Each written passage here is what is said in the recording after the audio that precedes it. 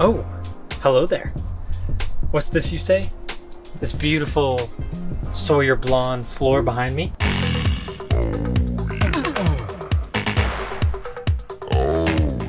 This is my vinyl floor, which I installed in my van, which you're about to watch. Guys, I just stepped on my floor. Hello and welcome to the Hawaiian van build. Dude, check out my totally rad vinyl floor. It is a very exciting day. Well, it's been an exciting day for me for quite some time, but for you guys, this is your first time being introduced to Sawyer, my floor, from Home Depot. Thank you, Home Depot. I can't tell you how incredibly satisfied I am with the floor, given the amount of errors that I expected to come up, given the amount of imperfections that I expected to manifest. The process for putting in the floor, what I used to put it in, everything is going to be either in the description or in the video. So here we go.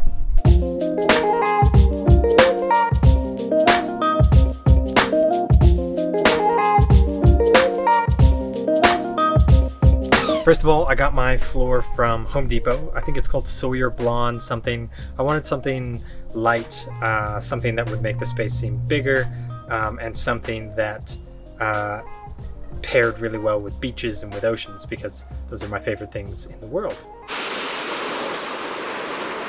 A big thank you to my friend Trisha J. Grant, who has been helping me with the aesthetics of the van to make sure that things pair well, things that look good.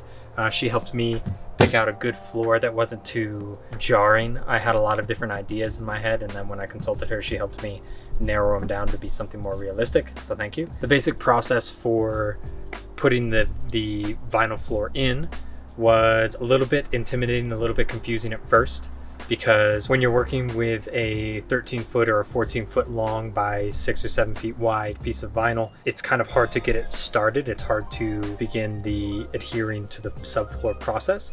The way that we did it was started in the front of the car in order to make sure, the front of the van, in order to make sure that all of the extra that we'd run up with, or that we'd come up with, would be coming out the back of the van rather than butting up against the chairs. So the way that we started was we put the adherent, which I'll link down below, on the first foot or so of the subfloor in the very back of the van, or very front of the van.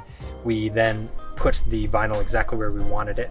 We made sure that it was more or less as straight as we could predict it to be once it rolls all the way out. So once you set the front, that's going to predict where, or that's going to influence where the back comes out as far as whether it's at an angle or not. So we worked pretty hard to try to get it as straight as we could.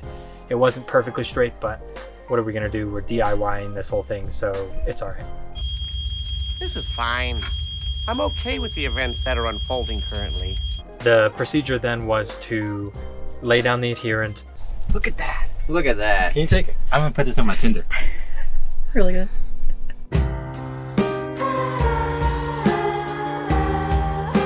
Press the floor down, roll it over with a rolling pin straight out of a kitchen, and then hold the very front down with, I had my Battleboard batteries, which weighed about 30 or 40 pounds. So anything that's heavy, to hold that down to keep it from moving while you begin to put the rest of the floor out, because once you shift a little bit, then your whole thing will be off. As we went forward, we would cut here and there while we're laying the floor out to fit the contours of the van, or the edges of the van, or the wheel wells, etc. If I were to go back, I would just cut right from the beginning. I would lay the floor out exactly how I want it, make sure that it's as straight as I want it, lay something heavy on the very front so it's not moving, then make cuts, then go back and roll it all up, and then adhere it and lay it out. I don't know why we didn't do that. I guess we were kind of just caught up in the process of doing it. What we did was roll out, adhere, roll down, cut a little bit, and then roll back up, adhere, roll back out, cut a little bit. So we could have saved a lot of time and effort had we just cut from the very beginning. That's okay. The whole ordering process from Home Depot was a little confusing.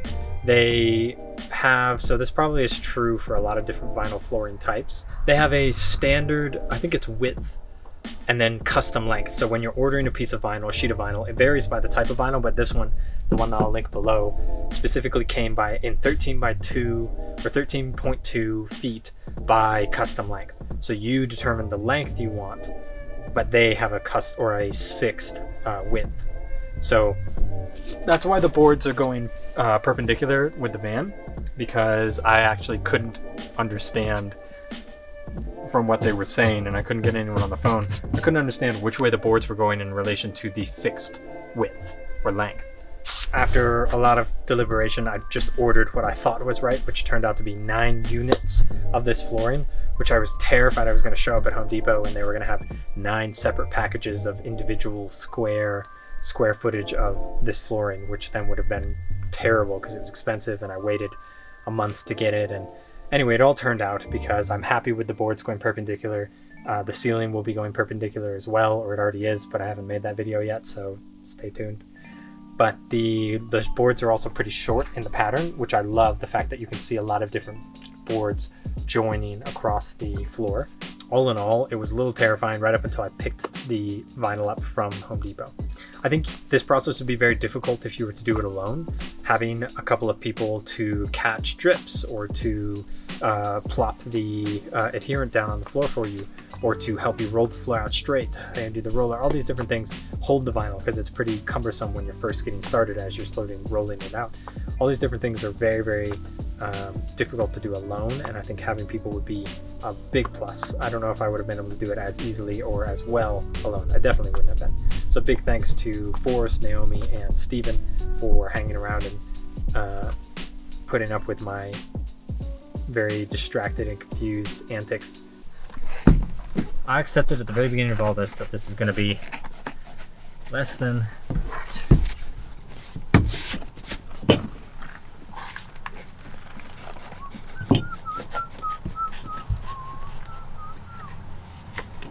This match is killing me. What are you gonna say? What am I gonna what?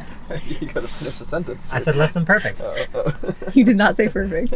You just said less than.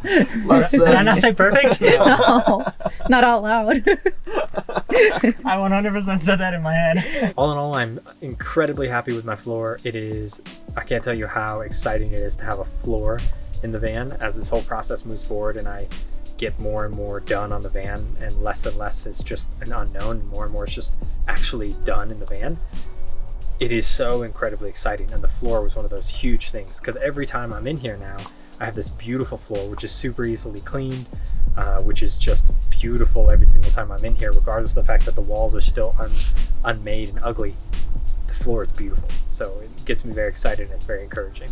One thing I would say is if you do your floor like I did about midway through the process of the van build, the next time that you're working in the van, every time you're working in the van, I would throw down a plastic sheet or a blanket or something, because now I have a couple of marks, a couple of scratches, a couple of Sharpie marks, because I've continued to work on top of the surface. But I love the floor so much that I'm not willing to cover it up, but now I'm kind of wishing I had, because I'll have a couple of marks on there. I might be able to get them off. I haven't tried yet, but we'll see. So this is how you put in a vinyl floor.